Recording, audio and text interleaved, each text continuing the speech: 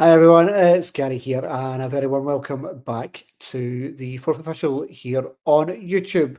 And joining me once again from the footballtransfers.com website is French football expert Robin Bairner. And people that have watched the channel previously will remember Robin did our preview of the Nice Rangers game a few months back, and we invited Robin back just to get his insight into what happened with Philippe Clement and the end of days at his time at Monaco, as we're starting to see some similarities, Robin, and what's happening with him at Rangers at the moment.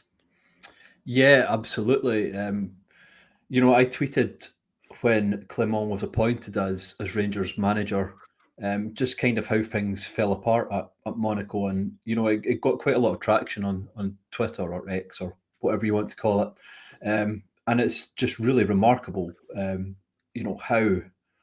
the parallels that have grown between what happened at Monaco and what happened and what's currently happening, or what certainly seems to be happening at Rangers, and not just in terms of the way things have fallen apart, but also the sort of length of time that he was at the club. I mean, Clement was in charge of Monaco for 73 matches. He's now taking charge of 85 matches at Rangers.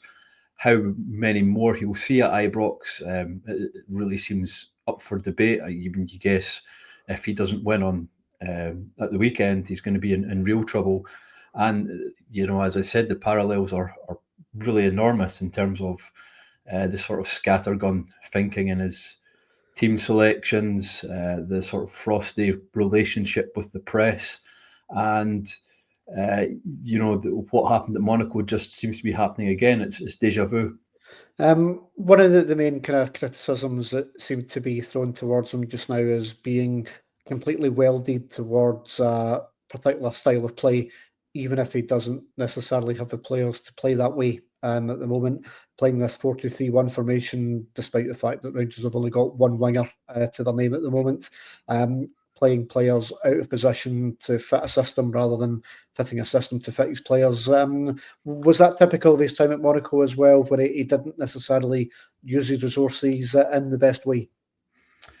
Well, I mean, I think it's certainly fair to say he didn't use his resources in the best way possible at Monaco, but he, fell out with important players, didn't get on particularly well with the dressing room. But I think one of the major differences we saw at Monaco from what we're seeing at Rangers is he wasn't welded to a system at all at Monaco. At the sort of end of days there, he was just changing the formation almost on a weekly basis, and it felt at times that he was not only picking the team in a sort of bingo manner, just pulling names out of a hat. He was also pulling a formation out of a hat. It was just absolutely sort of bizarre the way that he would line up his team, and I guess there's parallels in terms of the selection we've seen at Rangers in recent times as well. Yeah, Tom Lawrence coming out of the cold at the weekend for the game at Hearts is certainly typical of that. And it's interesting when you mention losing the dressing room, because that doesn't necessarily appear to have happened, certainly to the outside at Ibrox at the moment just now. But do you think of last season, that the public fallout with players like Todd Cantwell, for example, these sort of kind of maverick players, he doesn't seem to like people that have got a bit about them. Yeah, for sure. And it was Wissam Ben Yedder at Monaco who was the sort of the main issue there. For people that don't know his background, he was a futsal player initially. So this is the guy who's very much into his flicks, tricks, and being an individual around the box. And although he's now developed into one of the best finishers in Europe, he's not at a club at the moment because he's got some personal issues, pretty significant personal issues, it's fair to say. But the fallout was with Ben Yedder, who is the guy who has provided the excitement in the Monaco team. So there's certainly a parallel between that and the treatment of Cantwell. In terms of the relationship with the press, so you mentioned that just now, there's been a lot of criticism thrown at Philippe Clement so far this season in terms of he seems to have an opinion that is completely separate to what everyone else thinks. You think of the game at Tynecastle at the weekend, Rangers winning 3-1, great result, but certainly nowhere near a great performance, despite the manager's post-match comments when he came out and stated that difficult place to go, happy with the performance on another day. That hadn't been for Jack Butland and the Heart striker, Kabungu not having his shooting boots on, it could have been a very, very different story. What was his relationship like with the press in France? Yeah, I mean, I think we've seen him Clement come, not quite to blows in Scotland, but there's certainly a tension between him and the press, and that was the case at Monaco as well. I mean, the scrutiny on the Monaco manager is nothing like what you get as terms of scrutiny as Rangers manager. So the pressure levels are completely different, but the relationship with the press was similar. You'd see him give blunt, short answers. Like you say, take a different sort of opinion of a game to the media, and he would be, really quite an abrasive figure and not very warm at all. And if you've not got the press on your side, then you're fighting a losing battle.